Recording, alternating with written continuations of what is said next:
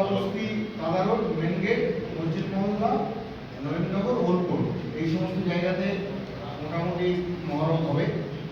আমাদের প্রত্যেকটা পোস্টেই, প্রত্যেকটা জায়গাতেই আমরা ট্রাফিক পুলিশ দেবো।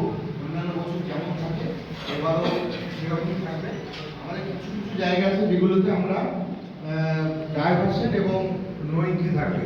এবং গান্ধী মোড়ে আমাদের ডাইভারশন থাকবে।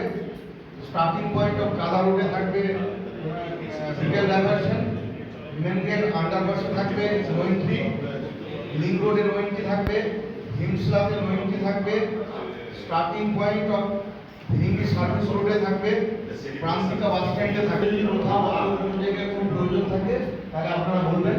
প্রতি বছর যেমন আমাদের ট্রাফিক মেনটেন হয় ঠিক একইভাবে মেনটেন থাকবে, কোনো অসুবিধা আপনাদের হবে না। কোনো জায়গায় যদি কোনো ট্রাফিক পুলিশের প্রয়োজন হয় আপনারা আমাদেরকে জানাবেন।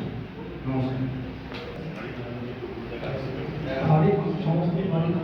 তো এই মিটিংয়ের উদ্দেশ্য হচ্ছে যে মহরম আমরা যেন সুষ্ঠুভাবে সম্পন্ন করতে পারি। তো আমার গত বছরের এক্সপিরিয়েন্স থেকে আমি বলবো যে নৈনগরে যে ব্যাপারটা একটু আগে বললাম যে নৈনগর থেকে আবার বেড়াচিনি মার্কেটের দিকে আসে এবং ওরা ম্যাক্সিমাম টাইম ঘুরে যায়।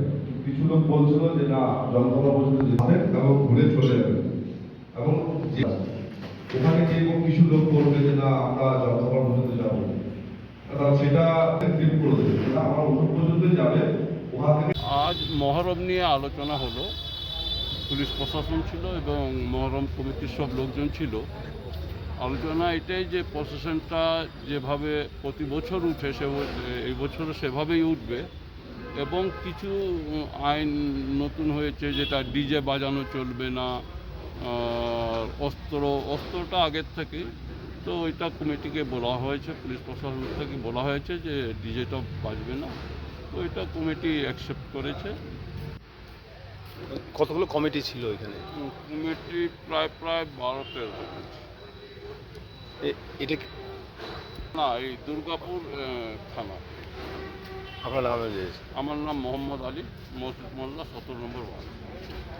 বছরের মতোই আমরা এবছরও এই মহরম উপলক্ষে আমাদের দুর্গাপুর থানায় একটি কোঅর্ডিনেশন মিটিং ডাকা হয়েছিল।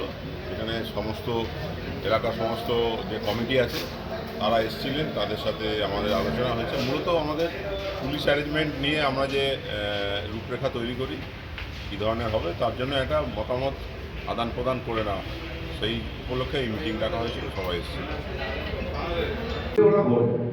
ওটা মার্চ হয়ে যায়, ঠিক আছে? সবাই ভালোভাবে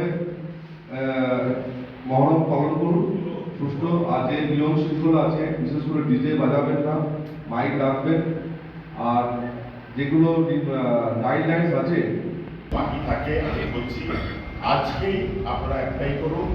এবং ওসি এখন ছুটিতে আছেন, সেই জন্য মেজবাবুকে বলবো একটা আজকে যেটা অ্যাপ্লাই হবে, নিজে একটা লোক রেক্রুট করে বাই হ্যান্ড এগুলো আমাদের অফিস থেকে ফরওয়ার্ড রেকমেন্ড করিয়ে দিয়ে আপনি লাইসেন্সের ব্যবস্থাটা কালকের মধ্যে কমপ্লিট করবেন এবং কমিটিকে ডেকে আপনি লাইসেন্সটা দেওয়ার ব্যবস্থা করুন।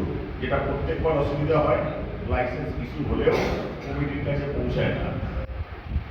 আমি দীর্ঘায়িত করবো না, আমাদের আরও শিডিউল কাজ আছে, এটার জন্য আমাদের একটু তাড়া আছে। আপনাদের একটাই কথা বলবো, যে কোনো অনুষ্ঠান হয় তার একটা উদ্দেশ্য থাকে। তা আমরা যেটুকু জানি মহরম হলো আমাদের শোকের উৎসব, কিন্তু আমরা এটাকে পাল্টাতে পাল্টাতে নিজের মতো করে যে যার মতো করে নিয়ে নিয়েছি। অনেক সময় আস্ফালনের জায়গায় চলে যায়। আমাদের যেটাকে আমরা শোক প্যারেড বলি, আমাদের পুলিশেরও চলে, যারা আমাদের মারা যায়, আত্মবলিদান দেয়, তাদের জন্য আমাদের একটা প্যারেড থাকে। আমরা সেইভাবে তাদের প্রতি রাইফেল অবনমিত রেখে আমরা দাঁড়িয়ে আমরা শ্রদ্ধা জ্ঞাপন করি। সেই রকমই আপনাদের হাসান হোসেনের মৃত্যুর উপর যে তাদের সঙ্গে অন্যায়ভাবে তাদেরকে হত্যা করা হয়েছিল তারই প্রতিবাদে এই মিছিলটা। কিন্তু সেই মিছিলটা বিভিন্ন আপনাদের হয়তো মতামতী আশা আকাঙ্ক্ষায় আছে, কিন্তু আমাদের কাছে যা নির্দেশ আছে একটাই, আইনের শাসন চলবে। সেই আইনের শাসন যেভাবে সরকারি নির্দেশিকা আসবে, বিশেষ পরিবর্তিত পরিস্থিতিতে যদি সেখানে দাঁড়িয়ে আধিকারিকরা বলে যে না রুটটা আপনাকে এইভাবে চেঞ্জ করতে হবে বা এটা এই করে নিতে হবে, সেটা আপনাদের করতে হবে। কেন যে পারমিশন দেয় তারই অথরিটি আছে আপনাকে প্রয়োজনে সেটাকে সংশোধন করার। তা থানার ওসি থেকে পারমিশনের প্রসেসটা শুরু হয়, ওসির পর সিআই, সিআইয়ের পর এসিপি বা মাইকের ক্ষেত্রে আমার ডিসিপি পর্যন্ত যায়। অতএব এইগুলো মাথায় রাখবেন।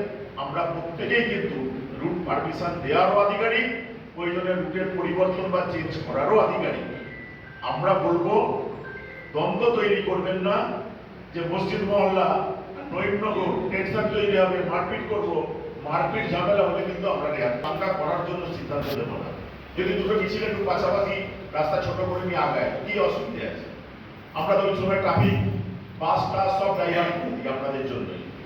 আর টাইমিং এর ব্যাপারে বলছি যে প্রয়োজনে টাইম যদি পুলিশ বলে যে আগিয়ে চলুন, কাউকে যদি বলে একটু দাঁড়িয়ে যান, এগুলো শুনতে হবে।